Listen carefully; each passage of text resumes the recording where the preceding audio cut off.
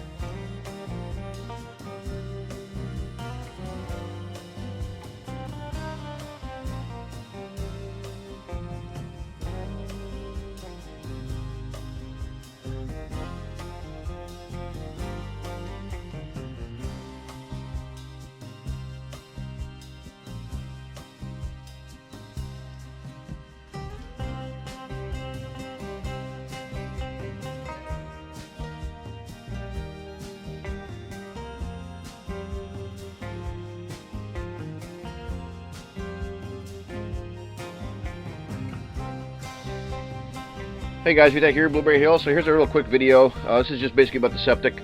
I'm taking all the rocks that they dug out. I was going to screen all this stuff with the frame you saw me build with Angie, and that turned out to be non-go just because of the number of rocks in there. Anyway, what you see me doing there, I'm pounding on this thing called a touch screen. It's a security touch screen. You enter a code to start it. It has a short. It's a known problem on these Bobcats. A lot of people have experienced this, and the only way to really fix it is to swap out the panel. It's $1,000, so another day. Anyway, it works when it works. So far, it hasn't not started when I pound on it for a few minutes. But anyway, different topic. I'll show you that if I have to in another video. But this is a quick video. Basically, I'm just fixing up the whole septic area, cleaning it up. We were going to use some of this stuff to actually fill in the hole from the septic.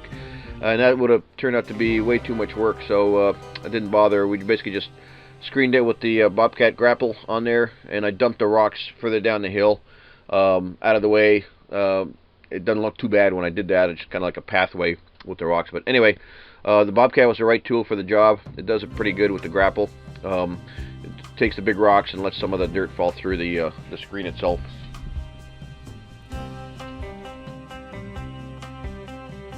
A little bit of shovel work just to get the stuff away from the trees and stuff.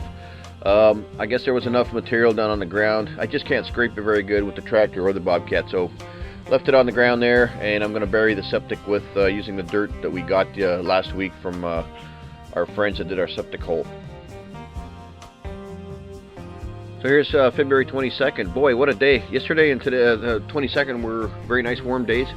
It was actually 85 degrees, so I'm in a tank top finally. Muscle shirt, white beater shirt, whatever you want to call it, and it was pretty warm. So anyway, here I'm using the screen that Angie and I made the other day. It was working pretty good. It's just time consuming. I actually, once I scraped that up, you see me moving some of the dirt by hand because it gets stuck there, but it was working pretty good. It's just that it would take a couple hours to do all this.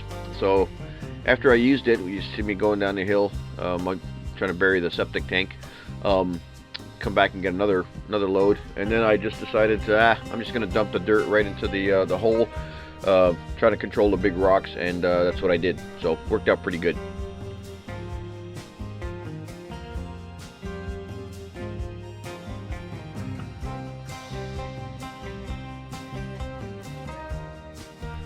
So obviously I'm not going to show you the full burying process, but anyway, you understand this process. It's just putting dirt around the septic. I kind of went to the level of the green rings that are on top of the septic tank, just so we don't stare at a big concrete block. And then that the bleach tank that you see, that PVC, the 4-inch PVC, that's going to get buried almost so we can't see it. You know, if you move your foot on the dirt, you might be able to undig it. But anyway, or just expose it. But here I'm just trying to finish up moving all that dirt. It was pretty surprising that I used up both loads. I didn't think the hole was that big. We had 2 full truckloads of stuff, and they're both gone. And then I used some that was at our driveway from a few months ago. So anyway, simple process. Just bury it. I did, you know, dump it with the tractor. I get out and I make sure it goes into the holes. There you see me doing the shovel work. And some of the rocks I kind of by hand put them in the hole. Pretty easy.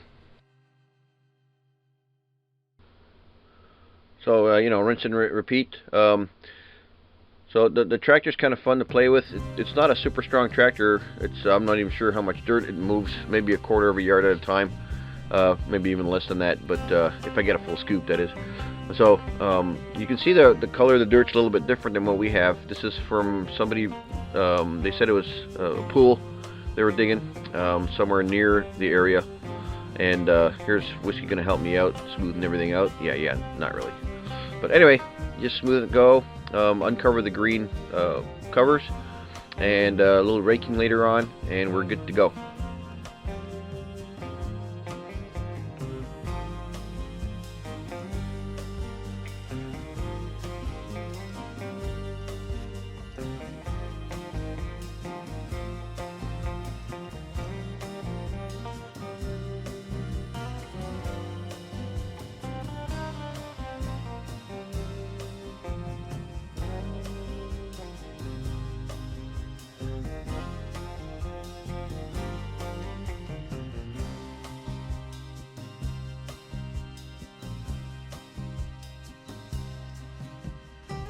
So here I'm going to do a little final work just to smooth that out. Those are the clean outs right there that are right in front of us. You can barely see them. I'm going to clean up the covers, then rake it out nice and flat, and that's pretty much it. We're waiting for rain to flatten this area out. We might have to put a little more dirt down. Anyway, that's it for this video. I appreciate you guys watching, and we'll catch you on the next one. Laters.